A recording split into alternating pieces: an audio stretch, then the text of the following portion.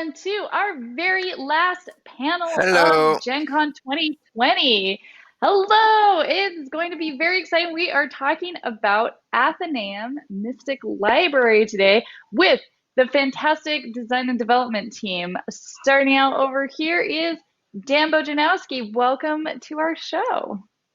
Thank Yay! you. And Excited to be here. Dan was Dan is a senior producer on this game, so he made sure that every little bit of it was just absolutely perfect before it went into the box.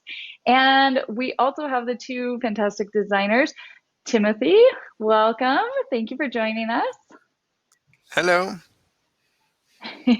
And Alexander, both, and thank you for being here as well. Hello. Thank you. And both of these two wonderful designers are from L'Atelier Studios in France. Where are you guys actually located?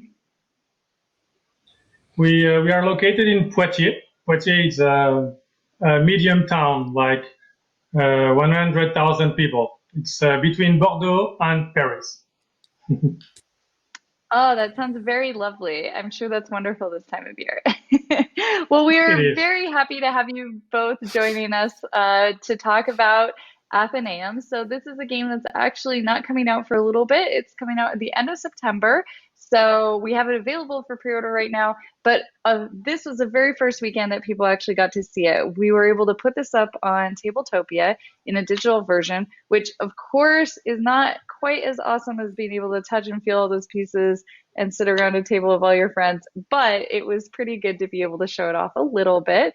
So we want to tell everyone who either got a chance to play it this weekend or maybe people who didn't get a chance to demo it, just a little bit about that history, where it came from, and the people behind this wonderful, beautiful game. So a couple of questions for Dan first. We want to make sure we're all on the same page about this game. So give us a little brief overview of this. Sure. So Atheneum Mystic Library is a game for 2 to 5 players. It is the setting of the game. We are all take the role of magic or students at a magic university.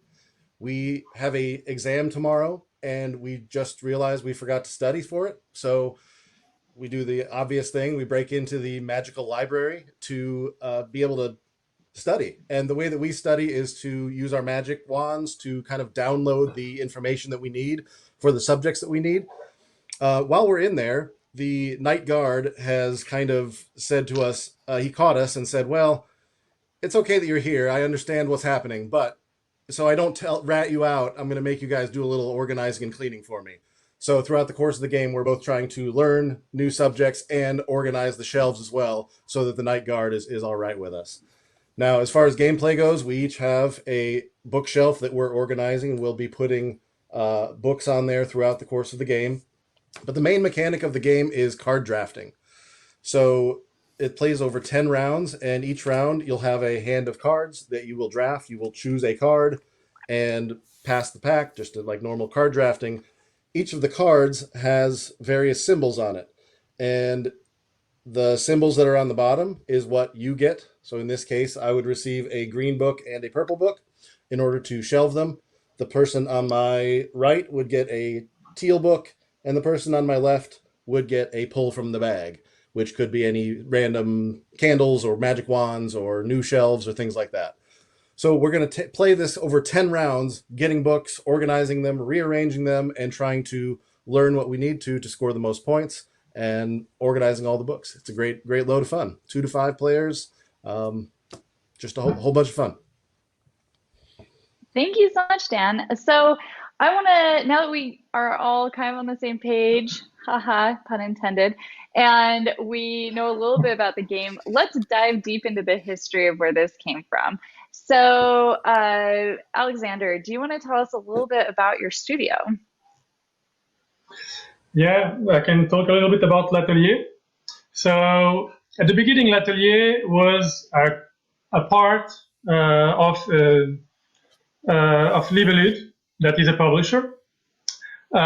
We started by thinking about doing games that we wanted to find. It's difficult sometimes to find games that we need as a publisher. So everything started here. We were not still L'Atelier, nor we were not game designers working together to create new games at the beginning, but this was the first idea that came up. So we decided to build our own games to try, and it was like interesting to do our first games. And then so after One Key and then Obscurio that were created, we decided to go further on this idea of making games together, and we decided to make a studio that would be working for any publisher. So that's what we are now. We are a group of 5 game designers, and we are trying to make the best games we can, trying to reach publishers with a different approach than just usual authors can have, because we have been, almost all of us, working for publishers before, so we can have this feeling of what a product is. So that's what we are trying to do right now, designing games for different publishers and trying to make them fit into publishing lines. Like an That's really overview, I would say like fascinating. this. Yeah. So are you primarily trying to create a game after a publisher asks you for a particular thing, or are you coming up with lots of great ideas and presenting them to publishers and then tweaking them for that particular publisher? I think we can do both, but we are more creating the games that we think may fit in the market, and then we contact publishers. That was what happened with Renegade. So we had the game before, and then when we contacted Renegade, so this connection made that the game is coming with the Renegade. But we can also make games that a publisher wants. Maybe this is we are thinking our philosophy nowadays, so we are open to maybe work differently. But for now, we are going after our deeper feelings and what we really want to produce, in an intuitive way, what we really want to release, and that's what we are working primarily. I don't know, Tim, if you want to add That's something. fantastic. We can do both, but what we wanted to try first to work on our ideas, our projects, what we think is missing in the market, and then contact publishers. But there's different options open in the future, as L'Atelier only have been started a year and a half ago, so it's still the beginning of the adventure. That's very exciting. So, Timothy, what's a thing that you see in the industry right now, whether that's a game mechanic or a type of customer that isn't being served very well? Is there a hole in the market that you see that you think your studio is taking advantage of? Sorry, can you repeat the question?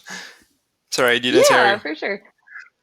Oh, no worries. Is there something in the market that you think is missing right now?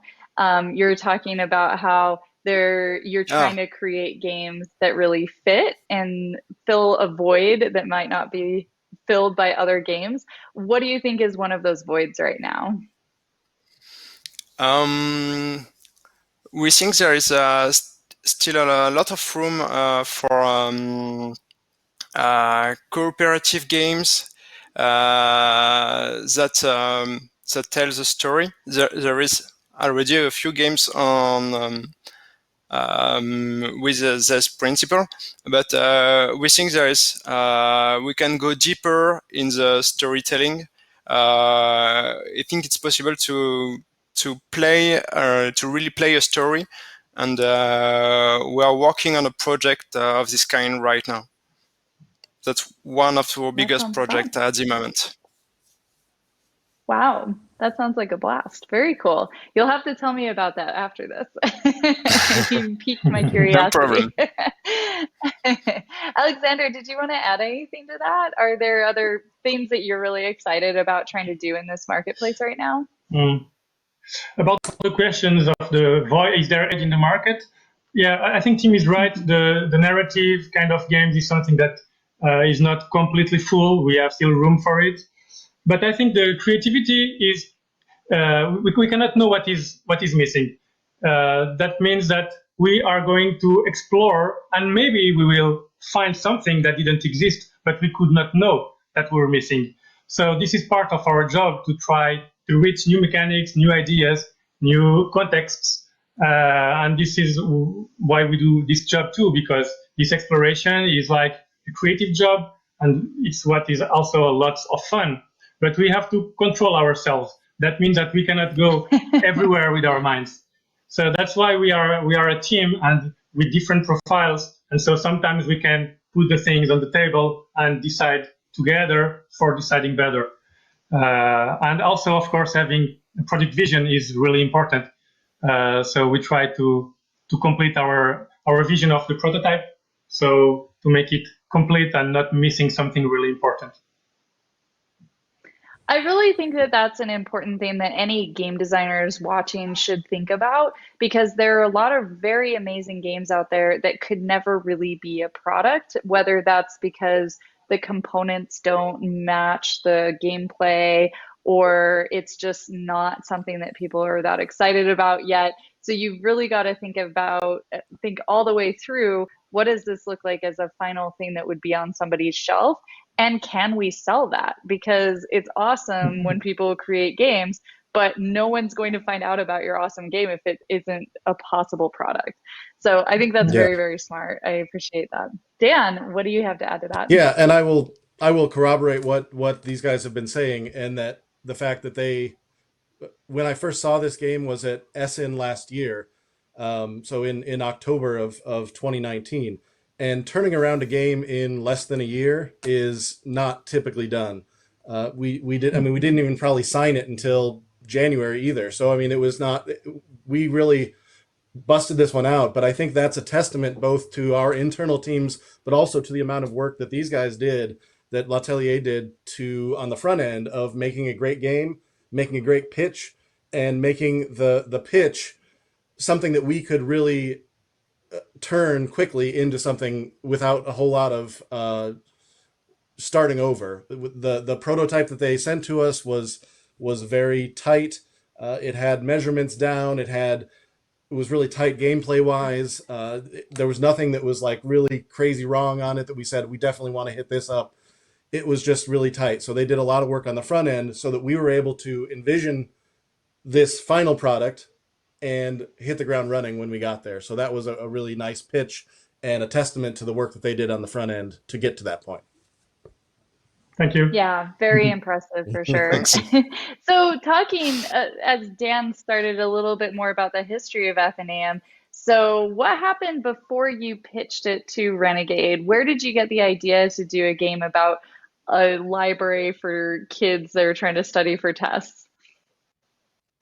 Well, it didn't start as a books or a library. So I think this game came in our mind first with the mechanical idea that was playing cards that I will take something and give something to the others. So this is the main mechanical idea that we have been working on. We worked on this idea with another game that was not as good as Atheneum is, so we abandoned this, but we still saved this idea of, I have one card, I want this, so I select this card, and I'm going to give to the player on my left and my right those powers or those benefits. Not giving completely, but they can take them from the bank.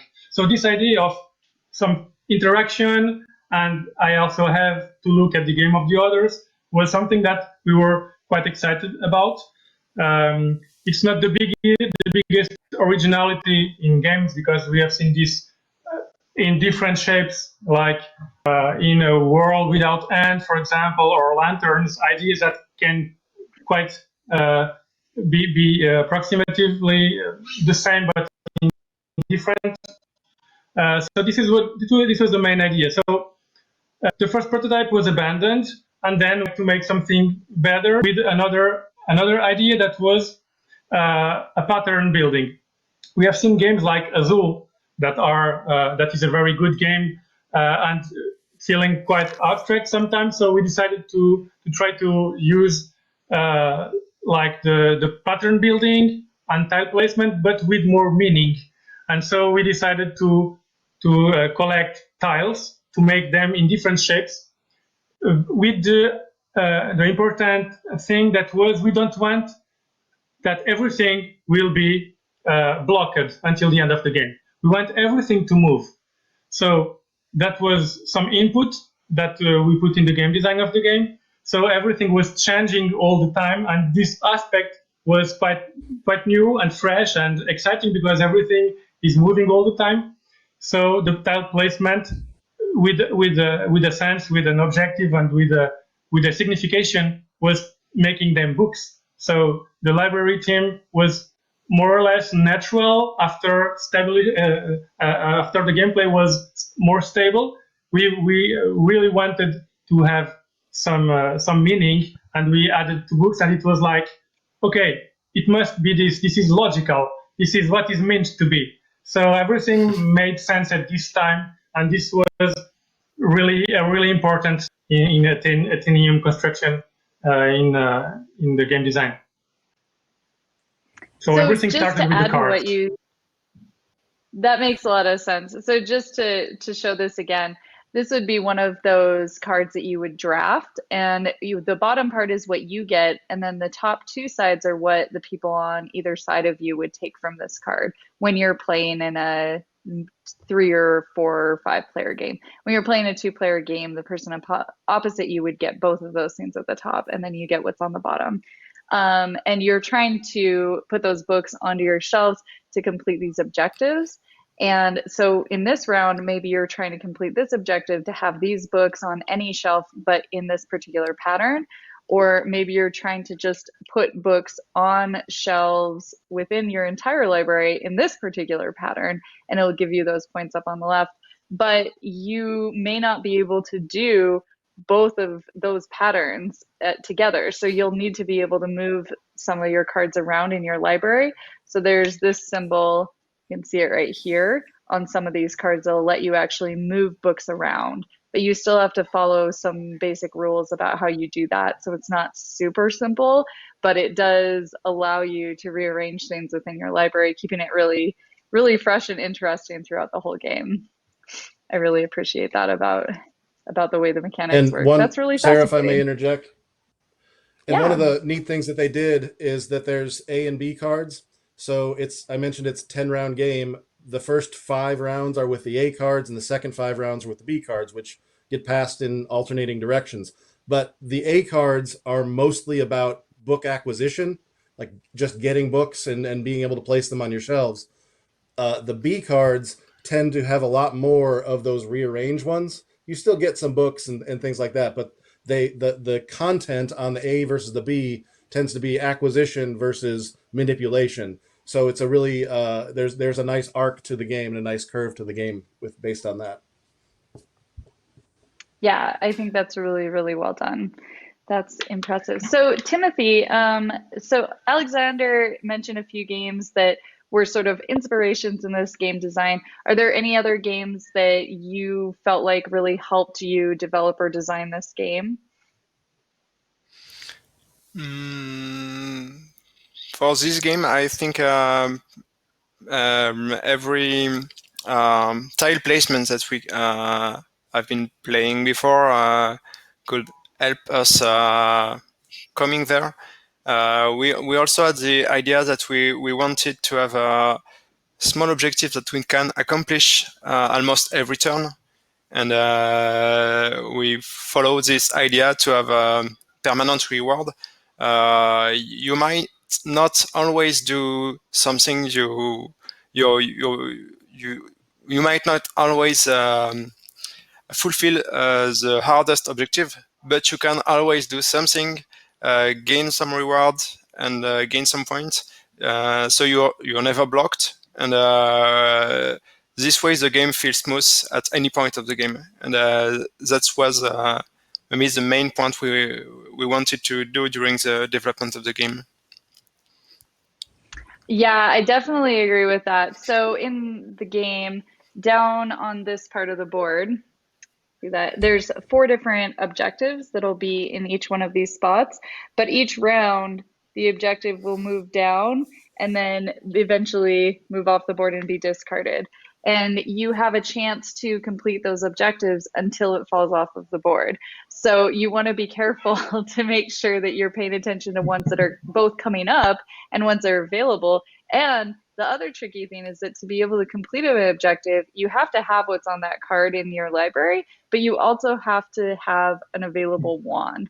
And there's several ways to get these in the game, but you have to plan for that and have those ready to go when you've got your objective done. And having that balance really adds to the puzzly feel of the game. There's a lot of puzzliness, making sure that all of your books are in the right spaces on your board, but also just mechanically, do you have all the right pieces to make sure that you get the points that you need? So that, I think, is a really cool part of this game. So we do actually have a live audience watching us today, which is very fun, and they are asking some great questions. And for anybody who is in the audience watching, please post any of those questions you have in the chat.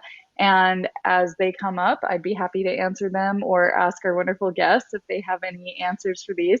And we do actually have one question from one of our fans.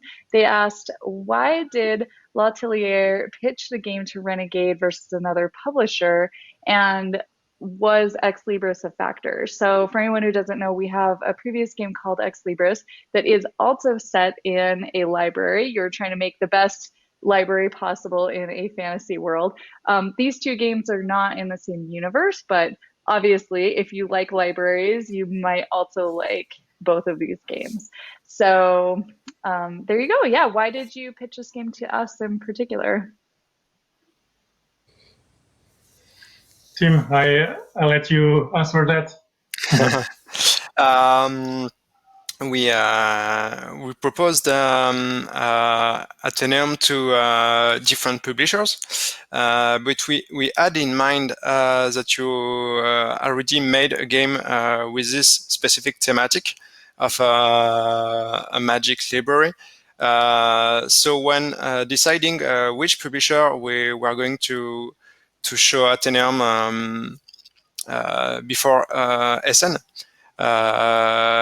we looked at Renegade, Ex Libris, and okay, it was a possible match. So so that's why we decided to show it to you, and then you are interested, so we work it together. That's awesome. Another really quick question. I think this one's actually for Dan. One of our other fans was asking, where did the name come from? Oh, sure. So yeah, the name, when L'Atelier pitched the game to us, it was not called Atheneum. It was called Magic Shelves. That was the prototype name, which is a fine name. And when we take on a game and are kind of reskinning it or developing the look and feel of it, part of that is just evaluating the name. And in this case, Magic Shelves is fine, but we wanted something a little more unique to this. And we ran through a bunch of different options and pitched them internally and pitched them to just various sources, our sales team, our marketing team, etc. And this Atheneum is it's you're going to put me on the spot, and I can't even remember what the origin of the word is. Is it Greek? I don't know. Latin. I'm sorry. I'm the one who came up with the name, but I can't remember. But it means library. It's an old underused old term that means library. So it was just a neat sounding word that I don't hear every day, that I pictured on the game box and said that would be great. It fits the theme really well. But we also wanted to not just say Atheneum, because people don't know what that is necessarily. So we attached the subtitle Mystic Library to there to kind of wrap it up, to make it more holistic and make it easier to latch onto for players. When they read this, say Atheneum Mystic Library, oh, I get it. And even if they don't know what that word is, they can look it up, or they understand that it is a library setting. So, to answer your question, Dan, and also James Brazil, thank you so much for asking this wonderful question and attending almost all of our panels all the time. Good to see you, James. This is a Latin slash Greek name coming I from the was right. Didn't word I say both of those? Athenia. You did, yes. So Athenia, Athenia was obviously a Greek goddess, and from Athens. So Athens was the city in Rome, in that area, built by the Roman Emperor Hadrian. And this sanctuary to Athenia was frequented by poets and scholars, according to dictionary.com. So there you go. There we go. Makes sense. So yeah, definitely another word for library. It's reading rooms, that type of thing. So we thought that was a cool name, and like Dan said, very unique. And yeah. So we have a few other really quick questions people have been posting. But before we get too far into that, I also did really want to ask some questions about localization. So obviously you're a French studio, and one thing that I noticed about this game is that we have some really fun uh, titles on all of these books. So every single one of these books has a unique title written on it. But all of the cards and other components as far as gameplay stuff have absolutely no text on them. So tell us a little bit about why you made that decision to do everything with symbols. This is a Yes. question maybe for Dan.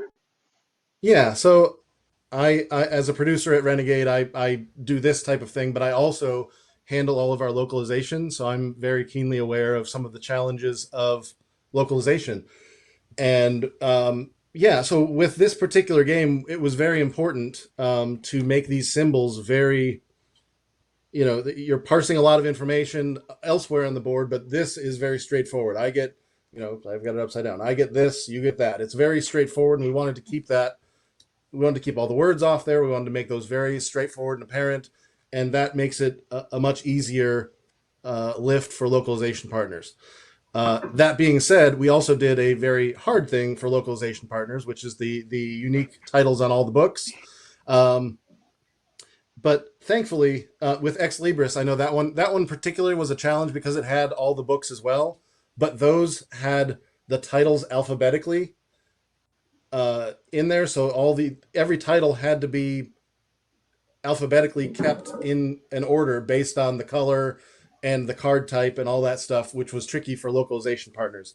In this, we don't have the same difficulties because we have 5 different colors, 5 different categories of books, but they don't need to be in any certain order when you're localizing them, when you're translating them, when you're producing them, and customers just grab the books. They don't have any particular. It's just more fun flavor. But that fun flavor is really neat. It's one of my favorite aspects of the game. The game itself has very little downtime because of the way the drafting of it. As I'm doing my work and figuring out my puzzle, everyone else is doing it at the same time. But every once in a while, there'll be someone who kind of goes into the tank, a little AP prone, and has to figure out their reorganization. And when that happens, you do have the opportunity to kind of take in the book titles and get a little chuckle from those book titles, and just kind of settle into that. The book titles were written by Banana Chan, who's does a lot of things in the tabletop industry, does role playing games and board games, and does a lot of great writing she's done some writing for us before, but she did a fantastic job of busting out all these titles. She created the categories that are all very unique and different, from beastly textbooks and memoirs and all sorts of different things. But each of them have a unique title, and we had to give her very specific guidelines of it can only be, this number of characters and has to fit within these guidelines. And she did a great job, knocked it out of the park. So I think fans will really enjoy these that little added flavor to the game. So you actually already answered a question that came up in chat from James as well. How long did it take her to come up with those? I guess not. You didn't quite answer this. How long did it take Banana to come up with those titles? And he actually mentions in his question that there were 160 different unique book game names, which is quite a few. Yes, So yeah. There's yeah. actually more than that, because there's some of these candle tiles have book titles on them as well. So there's some of those. So it was slightly more than that, I believe. But she honestly was quite amazing. I gave her this assignment and kind of outlined the parameters for her, and she came back. I believe it was within 3 or 4 days with all of Yeah. the titles. It was something like I gave her like a couple months of like maybe we could do this in a month, and it was just a couple days. She came back and did it, and it was just great to work with her. And then we actually came back and said she did it so fast that we hadn't even fully worked out like exactly how long the titles could be. So we actually had to do a second round and say, okay, well, we have a character count that is less than 50 of these titles, so had to have her rework some of those and turn those around the same day. It was just highly recommend if you need some narrative work done or writing done. Banana Chan is top notch. She's super awesome. So yeah, oh, I have another very important question. This did not come up in chat, but one of the other fun little tiny things in this game, very tiny in fact, are that every one of these boards has some little spider webs in the corners, and there are resident spiders that live here. And when you start playing, you'll have a spider in every one of these little spots. And when you fill any one of these up, that spider needs a new home because now there are books taking up all the space where their spider web would have been. So I wanted to ask, why are you guys so nice to spiders? Were spiders originally in the game? Spiders are not bad insects.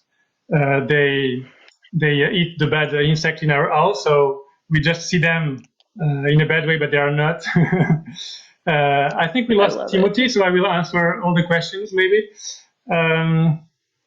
So the idea of the spiders, as Timothy said before, we really wanted to make the game to grant positive feedbacks to the players. So we wanted to give a lot of the sensation of evolving during the game and doing a lot of different things, scoring different objectives, but also filling shells and doing different simple things in the game. So in order to do that, every kind of player, not only gamers but non-gamers alike, would be happy to play the game. So the spiders were one of those important moments in the development because we wanted a bonus to fill the shelves, to fill a compartment. But it would be it could be very abstract, like, okay, my shelf is filled, so I get a bonus. So we want something that had some meaning and represented something real. So in order to make the theme match the mechanic. So the spiders in real life, if you want to put a book in a shelf, it will get away. It will not be splashed by the book. So this feeling of the spiders are getting away from the books where we are putting them. And then when there's no space, the spider gets out. This has some meaning, and so we are magicians. We can transform this spider into a bonus that we need. So this is actually something very important in Atheneum development, because it could be very different, the sensation of an abstractness, like I just collect a bonus. But here it has something that is funny, it's cute, and it can represent something into the experience of the game. I think that's fantastic. And I would highly recommend this game to any spiders out there because you won't get squished. It's very nice for that. Thank you. I didn't realize that you put so much thought into the spiders, but I actually really do appreciate them in the game. I think that's very smart. So another question that one of our fans had, this is from Panda Angel. They're asking about the Tabletopia implementation of this game and whether or not the colors were accurate for the final printing. So Tabletopia has been amazing to work with. They went from a relatively small company to being one of the most necessary companies in our industry practically overnight, with everyone trying to get all their games digitized so that we could allow everyone to play them while we were all social distancing. So there are some things that are not 100% accurate on Tabletopia. So I wanted to show you, so especially for the different player colors, they are very, very distinct when you see them in person. So let me just show you. So like the green one, I love all these different shapes for all the meeples. They're different kinds of wizardy themes. The purple, specifically the pink they were asking about. I think that's a pretty nice pink color. And the green one. And then oh, there's the black one. There we go. I'm not sure what colors ended up being in Tabletopia, but in playing it on my own table, I had no problem telling the difference. But we also were really careful to make sure that all of these particular colors that we chose for the different player types are colorblind friendly as well, because we want to make sure our games are as accessible as possible to as many people as could possibly want to play. So whether or not you could see the difference in Tabletopia, I'm not sure, but on the table, you shouldn't have any problems at all. Anything else you want to add to that from the development standpoint, Dan? No, that pretty much covers it. The colors, we wanted them to pop. We wanted them to be colorblind friendly, but it does flow through the game. So at the beginning of the game, everyone does have there's five different shades, and each shelf gives you your preferred book color, and that's the same color that you use for your pawns, your wands, and everything else. So yeah, we wanted that color to really shine through and come through and be colorblind friendly as well. So yeah, I think you covered it mostly. That's great. Nice, nice.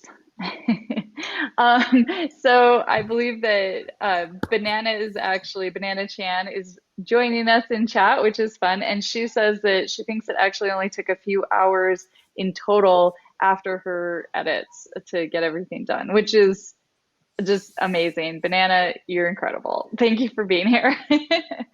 So that's super fun. If anybody else has any other questions, we're happy to answer them. But before that, oh yeah, I did have a question. So this is probably for you, Alexander. When you're designing a game, are you thinking about who your customer or who that final fan is going to be? You said you wanted to make these as a product that would be something you could actually end up with on a shelf at the end. Are you thinking about it in terms of what kind of gamer wants this game? And if so, then who do you think that gamer is for Atheneum? Yeah. Mhm. Of course, we about a lot about who it could fit. So we wanted a game that could be more or less universal. So we could not have lots and lots of different things on it. So we had to limitate our design intentions, because we do not want to make a game that lasts 2 hours, for example. And then we also try to select mechanics that can be universal and easy to catch if we want to meet the public that we were seeking. So this is a game that is for everyone. It is not just a gamer's game, and it's not a very light game, but it's a game that we can play with different friends or with family, because the rules can be explained quite fast, and you can understand what you have to do during the game quite fast. But there are still some tactical events, and you have to be strategic to master your wand economy, for example. So we want to catch players who like some deepness in games with those elements of the wand economy, for example, and also manage all the taking back books and putting in the right place. Everything made for, we think, a consistent game for gamers, but doing it a game that is accessible. That was very important for us, to make it accessible. So we had, of course, to make walls on where we can go with this game, because we had since the beginning the idea of making it, of Atheneum, a universal game that can fit for gamers and non-gamers alike. I think you did a very good job of making that happen, because this game, it really is. It's so straightforward and simple. I think almost anybody could really play this and enjoy it without very much difficulty understanding the rules, and really enjoy all the book titles and everything else, the beautiful artwork. So that's another thing I did want to chat about. So this game just really stands out in the great art that it has. Is this what you kind of envisioned when you were building this at the beginning? Dan, do you want to talk at all about who the artist is and how we go through that process? Yeah, I mean, I can say that as far as the illustrations go, there's not too many. I mean, there's it's a lot of graphic design, and our team did a great job of that. The cover art is fabulous. It was I'm sorry, I'm gonna butch. I think it was Veronica Fedorova. I'm sorry. Let me make sure I'm not That's saying the it. wrong thing. Yes, Veronica Fedorova, and I she did a great job There we go. on the cover art. She did design the bookshelves and even these little cases that you're going to put your books in for organization during the game. Just did some great stuff, and the board itself. It all ties together really nicely and brings that theme out. So I think she did a great job of bringing that theme to life. And our graphic design team, Jeannie Torres, who does a lot of work for us, did Power Rangers, and she did a great job of making these icons stand out, make them simple to understand, but they pop on the cards really well. I'll let the other guys say if this met what they were expecting when they first pitched the game. But to me, when I envisioned it, when we were set off, this is exceeds my expectations for what we set out to do. Yeah, we are very happy also about the the design selection and everything that Renegade did. As we said before, we were also working for publishers, and we know that what Renegade accomplished here is really great in terms of quality, but also in terms of the time invested, because it was a really short time to put the game out in September. So thumbs up for Renegade. It was really cool, and our expectations were met because the game really shines in the table, and that was one thing that we really wanted with this. We wanted that when we played this game in a festival in France. We have lots of festivals, for example, so we think about what the public that is passing next to a table can see, and we really wanted that to make this game shine in the table when you just pass next to the table. So all these illustrations, all the colors on the shelves and the books together makes for a very interesting scenography. And that was something that we really wanted to have in the final product. And here it is. So we are very happy. Yay! Well, if you're watching this and you're actually in France or anywhere in Europe right now, hopefully some of those festivals will come back pretty soon. You'll get to see it on a table. That will be very exciting. But until then, you'll maybe have to wait until next Gen Con, and we'll definitely have it on a table there so you can see it too. But you can always pre-order it now and get it by September 30th. So. That'll be exciting. But yes, I'm really happy with the way it turned out. And when we, as Renegade, work with designers such as yourself, it's always really helpful to have designers who have worked with publishers before or understand how that process goes because we like to have you involved. So it's really wonderful to have been able to spend a couple months working really closely with you and have your input and all of these wonderful choices being made together as a group instead of uh, and it's not necessarily bad, but some designers just want to do the design part and then they give it to us and then they're gone. And that's the only part of the project they want to do and they're off designing something else. So it was great to get to work with both of you on every aspect of this game all the way through. I think that Thanks. was great. That was really nice for us. Awesome. Well, we have just a few more minutes left. If anyone has any more questions, we would love to hear them. Otherwise, is there anything else either Timothy or Andre or Alexandre or Dan would like to say about the game before we check out for the afternoon? Um, I guess I have a question for the Yeah. L'Atelier folks. I know at one point in the file handover, there was something we ended up with these candles, which are really cool. And like when you pull out of a bag, you have a choice of making it a candle for bonus points or getting some bonus on the backside. Uh, my understanding is that these evolved throughout the course of your development cycle. These were like, like little things underneath the bookshelf at one point. Is that correct? Mm-hmm. Was that a change in your development? Yes, it was. It was a change. I will let Timothy that came back answer this one. Yeah, we made change because we had other elements that were bringing points to the players, but that were not really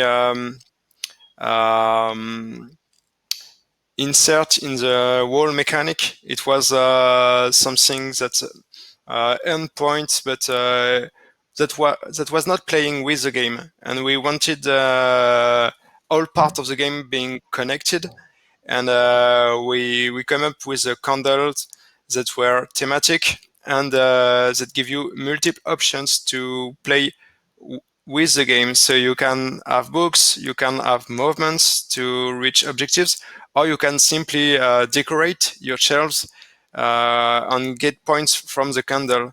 And we wanted that every aspect of the game fit connected together. So that's the way we developed the candle that came really in the late stage of Atheneum development. Cool. Awesome.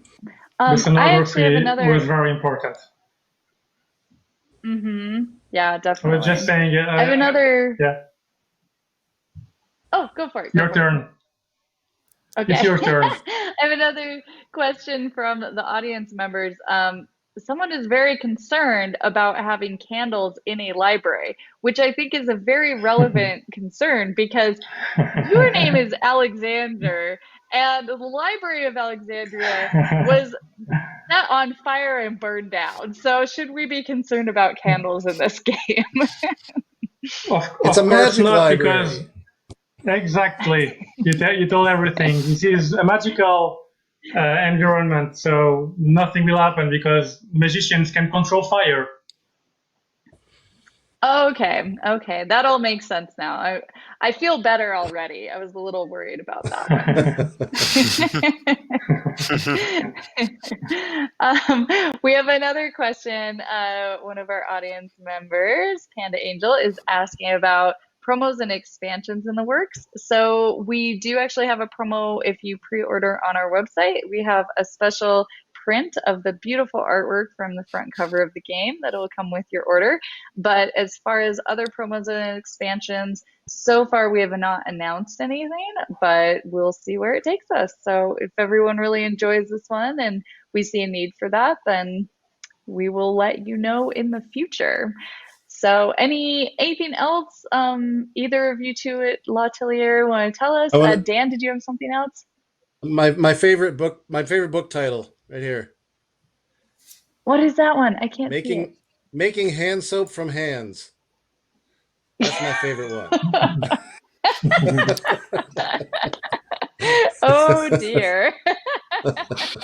We could all use a little bit of extra hand soap right now, right? Oh no. Excellent. So yeah, any last things? I have a few little tidbits at the end in case. So any other last things that you guys want to add, and then I have a few more. Yeah, I would like to talk about the names of the books, because Dan was just showing us his favorite one. It's something that we did not predicted, and it's better at the end than what we had. So this touch is really, really great, because we think games as experiences, and the experience of using your free time during turns to check the books and imagining all this history and the magic library gives you some atmosphere that is really, really, really cool. And it's a really, really nice touch that we were surprised for the good. It was really, oh, that's a really nice touch. So we were really happy when Dan started to talk with us about those names in the books. I think maybe some of the books will not talk in the same way than English speakers, but in general, it's lots of fun with the categories and the puns that are inside. So it's really cool. So and we were very surprised in a good way with this. So thank you. Good. Nice. Yay! Do you have a favorite book title? I don't know. You probably don't have a copy of it yet, do you? Soon. Soon. Not yet. Okay. Not yet. All right. Well, you'll have to make sure that as soon as you have your favorite book title picked out after you have your copy, you'll have to post it for us. Okay. Awesome. One more quick question. Somebody's asking when this will be released, and September 30th is the day that this will come out. If you order it on our web store right now, we'll make sure you get it a little bit before the release. But yeah, that's the answer, September 30th in your local friendly game store. Awesome. So as I mentioned, this is our very last panel before the end of Gen Con Online 2020. Hopefully we will get to see you all in person very soon. But before then, we do also have an announcement that we put out earlier this weekend. We are going to be doing Renegade Con on October 9th and that weekend. So if you are interested, you want to come back and play Atheneum again, we'll have that on Tabletopia for free that weekend. We have a lot of other exciting things going on between now and then. We've got Vampire Rivals expandable card game Kickstarter that starts on Tuesday this week. We have tons of releases between now and then. Raiders Collector's Box, Atheneum, Gudetama, Bargain Quest Sunken Costs, Clank Adventuring Party, and a whole lot of other things. The list is very long. So keep checking in with us. And also, one last thing, if you're interested, on our web store, today is the very last day that you can order Raiders of Scythia before the October release. So if you order it today, we will ship it out immediately as part of our Gen Con special. But then if you have to wait for some reason, we can't ship any more until October.